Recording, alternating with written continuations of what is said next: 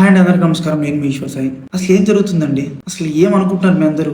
రకరకాలుగా ట్రోల్ చేస్తున్నారు, రకరకాలుగా మీడియా వాళ్ళు రకరకాలుగా ఇష్టం వచ్చినట్టు ఉన్నది లేనిది ఏది పడితే అది రాస్తున్నారు. అసలు ఏమనుకుంటున్నారు?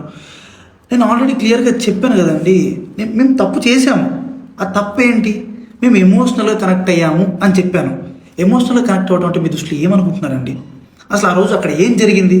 మీకు తెలిసిన 10% మాత్రమే, 90% మీకు తెలియదు. ఆ రోజు ఏం జరిగిందో మీ అందరి ముందు నేను పెట్టబోతున్నాను. ఆ రోజు మార్నింగ్ నాకు షూట్ ఉంది. ఎర్లీ మార్నింగ్ 5:30 కల్లా మేము లొకేషన్కి స్టార్ట్ అయిపోతాం. నేను 4:15కి నా రూమ్లో లేచాను. ఆ టైంకి అసిస్టెంట్ అనే అతను నా వాష్రూమ్లో ఉండటం జరిగింది. నేనేం చేశాను? నేను మాధురి రూమ్కి వాష్రూమ్ యూజ్ చేసుకోవడానికి నేను వెళ్ళాను. ఆ టైంకి నాకు మాధురికి ఆ లీనియన్స్ ఉంది. మీకు ఆల్రెడీ చెప్పాను కదా, మేము ఎమోషనల్గా కనెక్ట్ అయ్యామని చెప్పి. నాకు మాధురికి ఆ లీనియన్స్ ఉంది కాబట్టి నేను ఆ రూమ్కి వెళ్ళి డోర్ నాక్ చేశాను.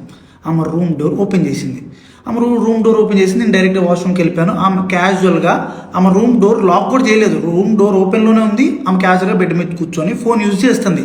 అదే టైంకి మా వైఫ్ వాళ్ళకి ఎవరో రాంగ్ గైడెన్స్ ఇచ్చారు, ఎవరో అనుమానాస్పదంగా ఏదో చెప్పారు. ఆ టైంకి సేమ్ రూమ్కి వచ్చింది, రూమ్ డోర్ ఓపెన్లోనే ఉంది. ఆ సిచ్యువేషన్లో మా వైఫ్ ఆవేశం వల్ల ఆమెకి ఇష్టం వచ్చింది చేసింది. అక్కడ ఆ సిచ్యువేషన్లో ఆమె ఇష్టం వచ్చింది చేస్తుందని చెప్పి నేను మాట్లాడే సిచ్యువేషన్లో కూడా లేను. ఆమె నేను ఏం మాట్లాడినా సరే ఆమె నాకు రివర్స్ అయిపోతుంది. అసలు స్కోప్ కూడా ఇవ్వట్లేదు, మాట్లాడే గ్యాప్ కూడా ఇవ్వట్లేదు. ఆమె ఆవేశంలో ఏదేదో చేస్తుంది. ఆమె అనుకున్న రకరకాల వీడియోలు తీస్తున్నారు, రకరకాల బూతులు. మా వైఫ్కి ప్రీవియస్గానే నా మీద చాలా అనుమానం ఉంది. అక్కడికి వచ్చే టైంకి ఆ సిచ్యువేషన్లో ఇదంతా చూసేటప్పటికి ఆమె అనుమానం నిజమైంది అని ఆమె అనుకుంది. ఈలోపు ఆ వెనుకున్న వ్యక్తులు ఎవరైతే ఉన్నారో, ఆ విషయాలని అతను ఎవరు నాకు కూడా తెలియదు. వెనుకున్న వ్యక్తులు అసభ్యకరంగా మాట్లాడటం, నేను అప్పటికి ఆమెకు చెప్తున్నాను, ఆపుతున్నాను. గొడవలు కాదు, కొట్టుకోకండి, కూర్చొని మాట్లాడుకుందాం అని క్లియర్గా నా భార్యకి నేను సందేశించి చెప్పడానికి ట్రై చేస్తున్నా కూడా ఆమె వినే పరిస్థితిలో లేదు.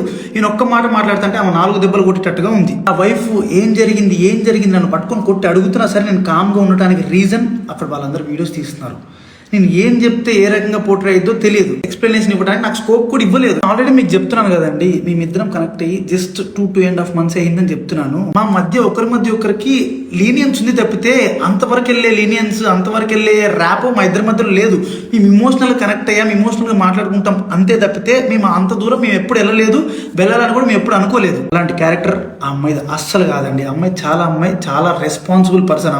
అమ్మాయి ఫ్యామిలీని అంతా పోషించుకోవడానికి చాలా కష్టపడుతుంది. నేను ఎప్పటి నుంచో కొన్ని 4-5 years నుంచి అమ్మాయిని నేను చూస్తున్నాను. ఇదే విషయాన్ని నేను మీ అందరికి ఇంటర్వ్యూలో చెప్దాం అనుకున్నాను, కానీ మా లీగల్ అడ్వైస్ ప్రకారం నేను ఎంతవరకు చెప్పాలో అంతవరకే చెప్పాను.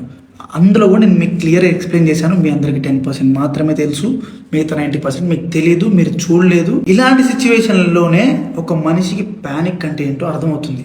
ఆ సిచ్యువేషన్లో ఏం మాట్లాడితే ఎవరు ఎట్లా రిసీవ్ చేసుకుంటారు అనేది తెలియదు. నేను చాలా క్లియర్గా చెప్తున్నానండి, మా ఇద్దరి మధ్యలో ఎమోషనల్ బాండింగ్ తప్ప అంతకు మించి ఏం లేదు, ఏం జరగలేదు.